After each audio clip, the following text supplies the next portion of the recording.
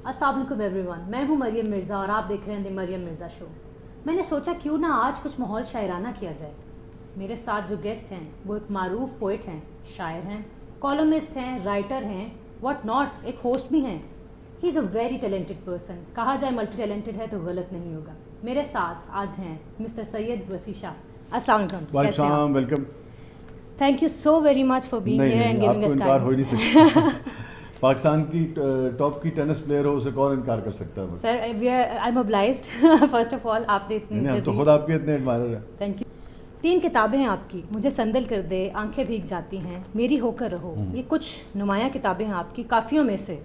तो क्या कहेंगे, बचपन से ही शायराना माहौल था या फिर कॉलेज दिनों में आके कुछ शायराना नहीं, हुआ? हमारा बचपन से ही था। और मेरे इसमें वालिद की डेथ हुई थी when I was 8 years old, छोटा था मैं काफ़ी। तो मुझे याद है कि पहला शेर जो है मैंने वो अपने वालिद की डेथ पर लिखा था। When you were 8? यस। और था तो ज़रा बेवजन सा, तो लेकिन ये है कि पहला शेर उस वक्त मैंने लिखा था। अलबत्ता ये ज़रूर है कि मेरी वालदा जो है वो चूँकि उनको बहुत उर्दू लिटरेचर से, मुस्लिम हिस्ट्री से, उनका सब्जेक्ट भी था हिस्ट्री, तो बहुत उनको लगाव था। तो बहुत सारी किताबें जो हैं, मतलब मुझे याद है फैज़ साहब की पहली किताब जो मैंने पढ़ी वो अपनी वालदा की जो लाइब्रेरी थी उससे लेके पढ़ी। वो छोटा सा एक बिल्कुल पेपर बैक एडिशन था, बिल्कुल इस पॉकेट साइज़ नक्श फरियादी जो है। तो वो फिर मुझे नेचुरली शौक़ उसका बढ़ता चला गया। मगर ये मुझे लगता ये है कि इनबॉर्न था, इसलिए कि वालिद साहब की डेथ के बाद मुझे याद है मैंने बहुत सारी चीज़ें जो हैं वो लिखी। वो इमोशनली थोड़ा सा कनेक्ट हो गए, थोड़ा सा कनेक्ट हो गया, थोड़ा सा कैथारसिस हो जाता है आपका। तो शुरू से ही था। तो राइटिंग भी की, ड्रामास लिखे आपने, एंड वी हैव हर्ड कि हम टीवी का आपको अवार्ड के लिए नॉमिनेशन भी हुआ था आपके किसी ड्रामा के लिए। बहुत लिखे मैंने, पाकिस्तान टेलीविज़न से भी बहुत सारे। असल में अवार्ड्स के लिए मैंने कभी बहुत, मतलब PTV के भी बहुत सारे अवार्ड्स हैं, दीगर भी, निगार भी और ये भी। लेकिन मुझे हमेशा से ये लगा कि वो मेरा एक शेर है कि कुछ तो ताउम्र रहे कस्बे हुनर में मसरूफ़ और कुछ तमग़ो अलकाब के पीछे पीछे। तो मुझे हमेशा ये लगता है कि जो आदमी लिटरेचर का काम करता है या आप किसी भी शोबे में वो अपनी सलाहियतें और अपना वक्त देता है, तो मुझे लगता है कि सबसे बड़ा अवार्ड जो है वो वही है जो उसे अल्लाह की तरफ से पब्लिक की जो मोहब्बत जो है वो मिलती है।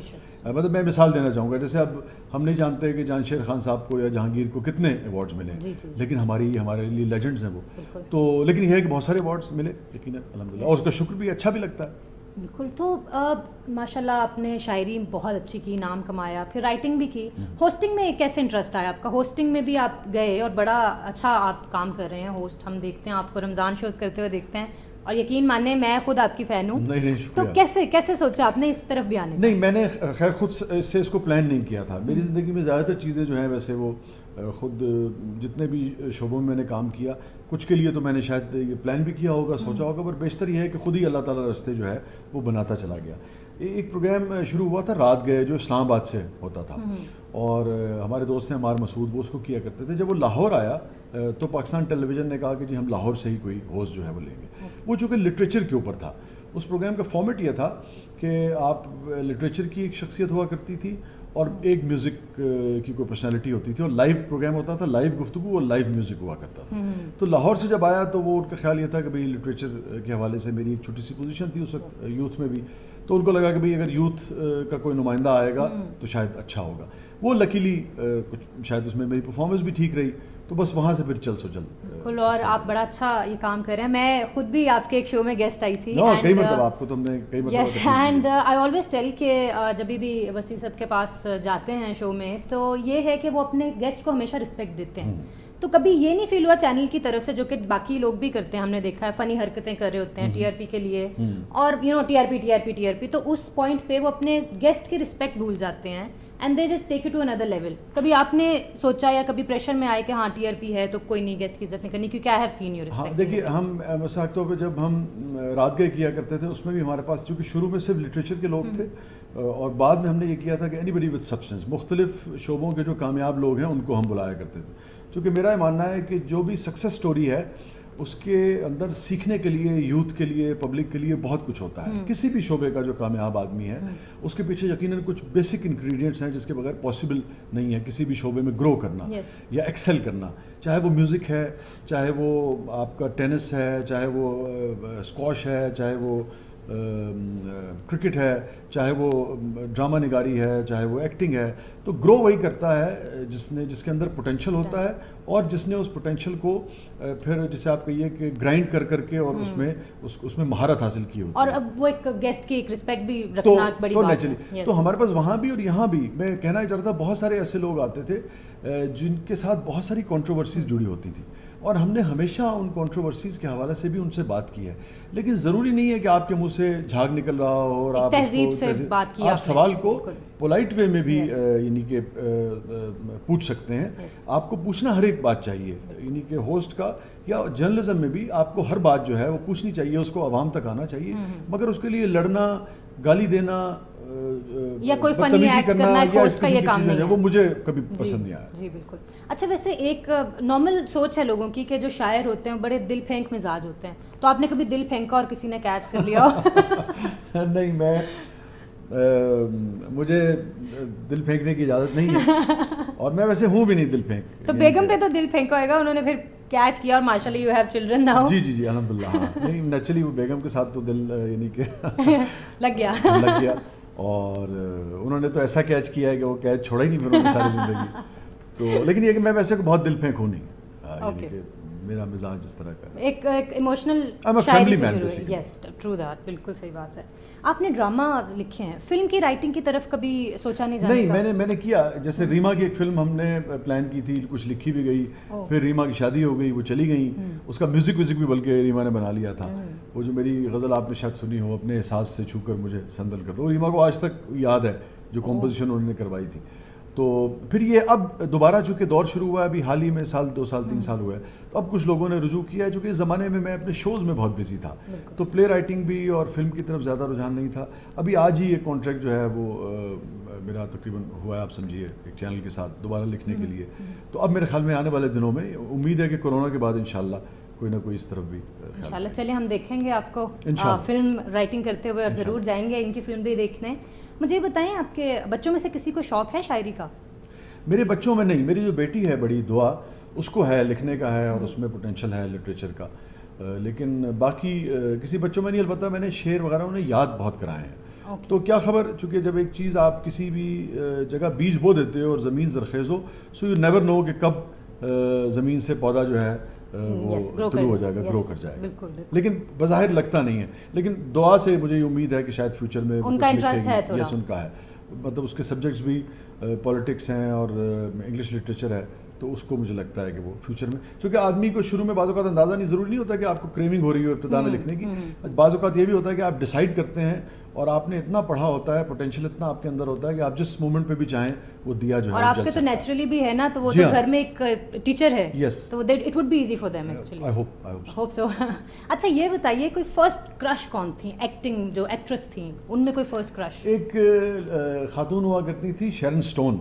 اوہ یس, ہاں وہ مجھے بہت اچھی لگتی تھی. Okay, the super hit Sharon Stone. صحیح.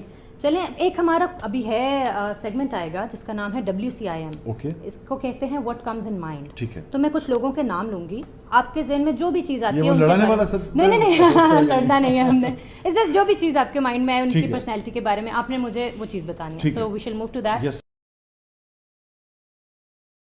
وی are starting the WCIM segment, what comes in your mind. Start کریں جی. Yes. Mirza Ghalib. Mirza Ghalib, the genius. Faiz Ahmed Faiz. Faiz Ahmed Faiz, romantic revolutionary. Aftab Iqbal. Very hard work, بہت ہی talented and very hard work.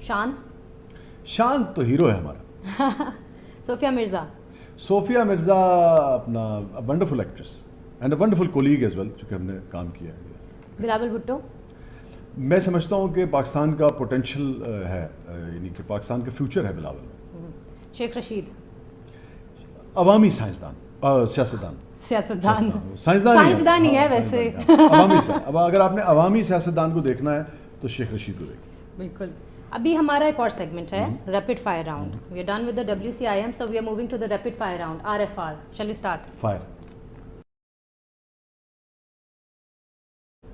So this is the segment RFR, rapid fire round. آپ ready ہیں؟ Oh yes, fire. Let's start. How do you start your day? Oh my God. آپ کو حیرت ہوگی کہ میں چونکہ بہت ہی جیسے کہ یہ ڈسپلن چھو کر نہیں گزرا. سو میرے شب و روز کی کچھ خبر نہیں ہوتی کہ میں اٹھوں گا کب اور سوؤں گا کب.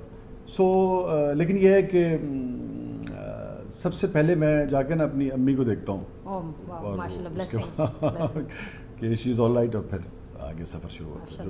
بلیسنگس کے ساتھ آپ سفر شروع کرتے ہیں. کیا بات ہے, الحمدللہ. What is the best complement you have received?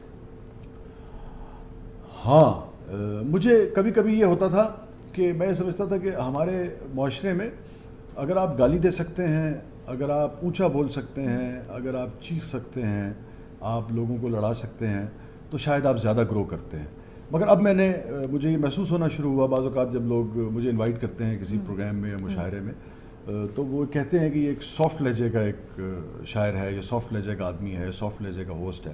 تو مجھے اچھا لگتا ہے کہ ہم نے جو 20 برس 25 برس ریاضت کی ہے اور ہم سمجھتے تھے کہ شاید سافٹنیس کی سوسائٹی میں کوئی گنجائش نہیں ہے, تو مجھے لگتا ہے کہ وہ اب ایکنالج ہوتی ہے, تو مجھے بہت اچھا لگتا ہے. کیا بات ہے, soft spoken. Wow. What is some thing you still have from your childhood? بچپن کی کوئی ایسی چیز؟ ہاں, بے شمار چیزیں ہیں جو ساتھ ہیں. دوست ہیں ایک تو سارے ہی دوست ساتھ ہیں, اور یادوں کے حوالے سے بے شمار چیزیں ہیں.